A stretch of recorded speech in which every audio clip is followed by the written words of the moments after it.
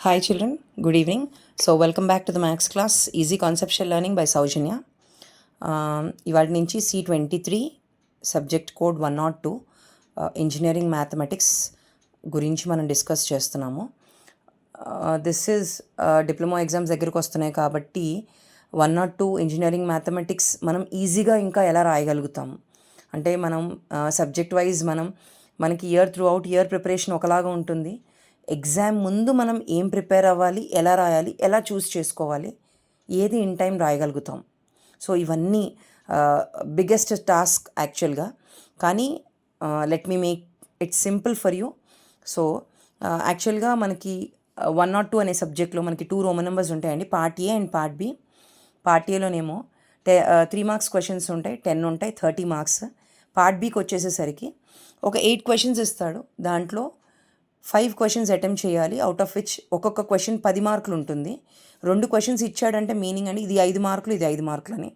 అంటే ఒక క్వశ్చన్ పికౌట్ చేసినప్పుడు ఒక క్వశ్చనే, ఒక దాంట్లో ఒక బిట్టే మనం రాస్తే ఒక 5 మార్కులే వస్తాయి. సో 2 బిట్స్ రాస్తేనే 10 మార్కులు వస్తాయండి. కాబట్టి అవి జాగ్రత్తగా గుర్తుపెట్టుకుని పిల్లలందరూ జాగ్రత్తగా పికౌట్ చేసుకోవాలి. ప్రిపరేషన్ కూడా దానికి తగినట్టుగానే ఉండాలి మనకి. కాబట్టి పార్ట్ బి అనేది హై వెయిటేజ్ మనకి 50 మార్క్స్. సో ఫస్ట్ దాంతో స్టార్ట్ చేద్దామని పార్ట్ బి ఇది చేశాను. పార్ట్ బిలో ప్రిపేర్ అవ్వడానికి కూడా ముందు మెయిన్ థింగ్ ఏ క్వశ్చన్ నెంబర్లో ఎలాంటి మోడల్ సమ్స్ పాసిబిలిటీ ఉంది, మనం ఎలా ప్రిపేర్ అవ్వాలి అనేది మనకి ఒక క్లారిటీ ఉండాలి మైండ్లో. ఇది ఉందంటే చాలా ఈజీగా ప్రిపేర్ అవుతామండి. So this is called smart type of learning. ఎగ్జామ్స్కి ముందు చాప్టర్ 1 నుంచి చాప్టర్ 20 దాకా చేసుకుంటూ వెళ్ళడం కరెక్ట్ కాదు. పార్ట్ వైజ్ అంటే మనం ఆ కాన్సెప్ట్స్ని మనం కవర్ చేసుకుంటున్నామా లేదా అనేది చెక్ చేసుకోవాలి. రివైజింగ్ అనేది అప్పుడు స్మార్ట్ టైప్ ఆఫ్ లెర్నింగ్ చేయాలి మనం. కాబట్టి పార్ట్ బి నుంచి స్టార్ట్ చేస్తున్నాను. సో దీంట్లో చూస్తే మీరు ఫస్ట్ క్వశ్చన్ చూడండి. క్రామర్స్ రూల్ మెథడ్ కానీ లేకపోతే మ్యాట్రిక్స్ ఇన్వర్షన్ మెథడ్ కానీ వస్తుంది. దీంట్లో చాయిస్ అండి, ఇది ఆర్ అని ఎందుకు రాశానంటే ఈ ఒక్క క్వశ్చనే 10 మార్కులు మనకి. క్రామర్స్ రూల్ కానీ లేకపోతే మ్యాట్రిక్స్ ఇన్వర్షన్ కానీ ఏదో ఒకటి ఖచ్చితంగా మనకి అక్కడ కనపడుతుంది. డిప్లొమా వాళ్ళకి ఈ 2 మెథడ్సే ఉన్నాయి కాబట్టి ఇంకా థర్డ్ మెథడ్ లేదు కాబట్టి ఖచ్చితంగా ఈ 2 మెథడ్స్లోనే మనకు కనపడుతుందమ్మా. సో ఈ 2 మెథడ్స్లో ఒక మెథడ్ అండ్ ఇక్కడ ఓన్లీ ఫస్ట్ క్వశ్చన్ మాత్రం, ఇది ఫస్ట్ క్వశ్చన్ అని ఇక్కడ రాశాను కానండి, మనకి ఎగ్జామ్ పేపర్లో వచ్చేసి ఇది 11th క్వశ్చన్ అవుతుంది. అంటే ఆర్డర్ వైజ్గా వేసుకుంటే పార్ట్ ఏలో 1 to 10, ఇక్కడ నుంచి 11 నుంచి కౌంట్ అవుతాయి ఇవి క్వశ్చన్స్. సో క్రామర్స్ రూల్ కానీ మ్యాట్రిక్స్ ఇన్వర్షన్ కానీ వస్తుంది. ఈ 2 మెథడ్స్ ప్రిపేర్ అయితే కనుక ఖచ్చితంగా ఫస్ట్ క్వశ్చన్ని 10 మార్కులకి మనం అటెంప్ట్ చేయగలుగుతాం, ఇన్ టైంలో అటెంప్ట్ చేయగలుగుతాం. 2 క్వశ్చన్స్ కూడా చాలా సింపుల్గా ఉంటాయి కానీ దాని ప్రిపరేషన్ అనేది చాలా స్ట్రాంగ్గా ఉండాలి. ఎందుకనంటే డెట్ కట్టేయడమే కదా అని మనం అనుకుంటే ఖచ్చితంగా ఎగ్జామ్ మూమెంట్లో ఆ ఉన్న టెన్షన్కి అక్కడ ఉండే మనకి టైంకి మనం దాన్ని చేయలేము. ఖచ్చితంగా ఒక మెథడ్ అనేది మనం చూస్ చేసినప్పుడు 5 to 6 క్వశ్చన్స్ ఖచ్చితంగా. ఫస్ట్ క్వశ్చన్ మెథడ్ కోసం చేయాలి. సెకండ్ క్వశ్చన్ అన్ని పాయింట్స్ గివెన్ అని రాస్తున్నామా, ఆగ్యుమెంటెడ్ మ్యాట్రిక్స్ రాస్తున్నామా, మన కాన్స్టెంట్స్ విడిగా ఏ అని సపరేట్గా అన్ని కోఎఫిషియన్స్ని రాస్తున్నామా. సో అంటే ఈచ్ అండ్ ఎవ్రీ స్టెప్ అనేది మిస్ అవుతుందా లేదా అనేది సెకండ్ టైం రివిజన్లో చూసుకోవాలి. థర్డ్ టైం నుంచి ఇన్ టైం ఒక పావు గంటలో మనం ఆ క్వశ్చన్ కంప్లీట్ చేయగలుగుతున్నామా లేదా, లేకపోతే దీనికి ఇంకా ఎక్కువ టైం పడుతుందా, టైం మేనేజ్మెంట్ అనేది చేసుకోవాలి. ఫోర్త్ దగ్గర నుంచి అండి 3 సార్లు చేసేది మీ క్యాలిక్యులేషన్ కోసం. క్యాలిక్యులేషన్ చాలా ఫాస్ట్గా చేసినా కరెక్ట్గా చేస్తున్నామా లేదా దీనికోసం. సో మినిమం ఈచ్ మెథడ్ ఒక 5 to 6 టైమ్స్ చేయాలండి. సెకండ్ క్వశ్చన్ వచ్చేసరికి ఏ బిట్లో ట్రాన్స్ఫర్మేషన్స్లోంచి క్వశ్చన్స్, ఈ మోడల్స్ నేను చెప్తాను. నెక్స్ట్ దాంట్లో ఇన్వర్స్ ట్రిగ్నోమెట్రిక్ ఫంక్షన్స్. సో ఈ 2 కలిపితే కాంబినేషన్లో మనకు ఒక 10 మార్క్స్ క్వశ్చన్ ఇక్కడ. 13th క్వశ్చన్కి వచ్చేసరికి 12th క్వశ్చన్ అండి ఇది. 13th క్వశ్చన్కి వచ్చేసరికి ట్రిగ్నోమెట్రిక్ ఈక్వేషన్స్ 5 మార్క్స్ క్వశ్చన్. దీని కింద ప్రాపర్టీస్ ఆఫ్ ట్రయాంగిల్స్లోంచి ఒక 5 మార్క్స్ క్వశ్చన్. ఈ 2 కాంబినేషన్లో ఒక 10 మార్క్స్ వస్తాయి. నెక్స్ట్ వచ్చేసరికి 14th క్వశ్చన్ వచ్చేసరికి మనకి ఏ బిట్లోనేమో సర్కిల్స్లోంచి ఉన్న 3 మోడల్స్, ఒక 3 మోడల్స్ ఉన్నాయండి. ఆ 3 మోడల్స్ ప్లస్ కానిక్ సెక్షన్లోంచి ఒక 2 మోడల్స్ ఉన్నాయి మనకి. కానిక్ సెక్షన్లో ఉన్న 2 మోడల్స్ కొంచెం గట్టిగా ప్రిపేర్ అయితే మనకి ఇక్కడ ఇంకొక క్వశ్చన్ యాడ్ అవుతుంది. నెక్స్ట్ 15th క్వశ్చన్ దగ్గర నుంచి కూడా అన్నీ డిఫరెన్సియేషన్లోనే కనపడతాయి మనకి.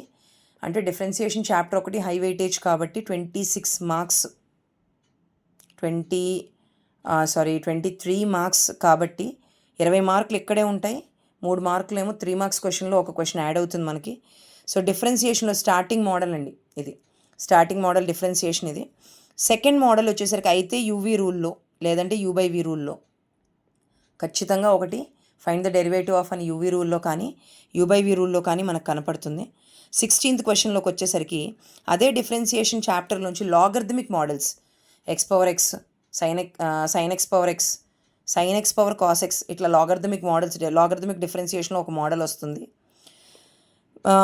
దాంట్లోనే బీబిట్ వచ్చేసరికి second order differentiation. Second order differentiation అంటే కొన్ని చాలా మెథడ్స్ ఉన్నాయండి. Like sine inverse y sine inverse X అని, tan ఇన్వర్స్ ఎక్స్ అని ప్రూవ్ చేయమని, లేకపోతే మామూలుగా మనకి పారామెట్రిక్ ఫార్మ్స్లోకి ఇచ్చేసి d²y/dx² + y = 0 అని ప్రూవ్ చేయండి, -y = అని ప్రూవ్ చేయండి, లేకపోతే ఈ ఫామ్లో ప్రూవ్ చేయండి అని. లేదంటే కనుక మనకి పార్షియల్ డిఫరెన్షియల్ ఫంక్షన్స్ మెథడ్స్లోంచి కానీ ∂u/∂x కనుక్కోమని, u(x, y) అని ఒక ఫంక్షన్ ఇచ్చేసి అది కనుక్కోమని కానీ, ఈ మెథడ్స్ పాసిబిలిటీ అండి వీటిలోకి ఇక్కడ పాయింట్ రావడానికి. సో ఈ రెండు. నెక్స్ట్ 17th క్వశ్చన్ వచ్చేసరికి equation of tangent and normal, finding equation of tangent and finding equation of normal ఖచ్చితంగా. అయితే దీంట్లో మోస్ట్లీ ఒక 3 మెథడ్సే ఉన్నాయి. ఫైండింగ్ స్లోప్ ఒక method, finding equation of tangent ఒకటి, ఫైండింగ్ ఈక్వేషన్ ఆఫ్ నార్మల్ ఒకటి, లేదా 2 కలిపి అడగచ్చు అంతే. సో ఈ ఒక మోడలే మ్యాక్సిమం ఉంటుంది. నెక్స్ట్ బీబిట్కి వచ్చేసరికి డిస్ప్లేస్మెంట్ అంటే ఫిజికల్ డిఫరెన్సియేషన్లోంచి డిస్ప్లేస్మెంట్ ఇస్తే దాని యొక్క వెలాసిటీ అండ్ యాక్సలరేషన్ కనుక్కోవడం at the time T. So at the time T certain time ఇస్తాడు మనకి, at the time T with respect to T చేస్తాం కాబట్టి ఎట్ టైం టీ అని.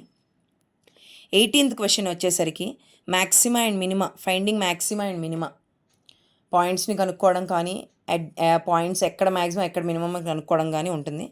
బీబిట్ వచ్చేసరికి errors and approximations last chapter. So మొత్తం totally 8 questions ఉంటాయి. 8 questions ఇదే మోడల్స్లో మనకు కనపడతాయండి. ఫస్ట్ థింగ్ మనకు ఒక ఐడియా రావాలి ముందు, మెయిన్ థింగ్ ఏ క్వశ్చన్స్ ప్రిపేర్ అవ్వాలి, ఏది పికౌట్ చేసుకోవాలి.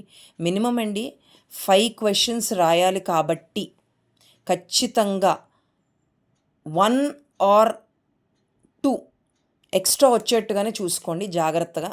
ఎందుకనంటే బిట్స్ వైజ్గా కాబట్టి ఏ ఒక మోడల్, సపోజ్ ఇప్పుడు ఈ మోడల్ తీసుకున్నప్పుడు ఇక్కడ నేను అనుకున్న క్వశ్చన్ రాలేదు బీబిట్, ఫస్ట్ మోడల్ ఒకటే రాస్తే నాకు 10 మార్క్స్ రావు, 5 మార్క్సే వస్తాయి. కాబట్టి వెంటనే ఒక 2 క్వశ్చన్స్ ఎక్స్ట్రా తెలిసి ఉండడం వల్ల ఇంకొకటి అంటే 2 బిట్స్ తెలిసిన క్వశ్చన్ పికౌట్ చేసుకోవడానికి ఈజీగా ఉంటుంది మనకి. 50 మార్క్స్ స్కోరింగ్ అనేది కంప్లీట్గా మనం స్కోర్ చేసుకోగలుగుతాం దానికి. సో ఐ హోప్ ఈ వీడియో చేసింది ఓన్లీ దీనికోసం అండి, ఎక్స్ప్లెనేషన్ ఆఫ్ పార్ట్ బి కోసమే. Next video I will start with transformations. Already Cramer's rule ఒక వీడియో పెట్టున్నాను క్రామర్స్ రూల్ గురించి. మ్యాట్రిక్స్ ఇన్వర్షన్ పెట్టలేదండి కానీ పెడతాను. ట్రాన్స్ఫర్మేషన్స్ ఇక్కడి నుంచి స్టార్ట్ చేద్దాం. సెకండ్ క్వశ్చన్ దగ్గర నుంచి స్టార్ట్ చేసి ఫార్ములాస్ ఏంటి, దానిలో ఏమేమి మోడల్స్ ఆప్షన్ ఉంది మనకు రావడానికి, అవి మోడల్స్ వస్తే ఎలా చేయాలి, ఏం చేయాలి, ఎలా రాయాలి దాన్ని అనేది ఖచ్చితంగా నెక్స్ట్ వీడియోలోంచి చూద్దాము. So hope these videos will be helpful for all of you to not only to just pass, to have a good score for subject 1 or 2. Thank you so much for watching my videos. Please do like and subscribe my videos. Thank you.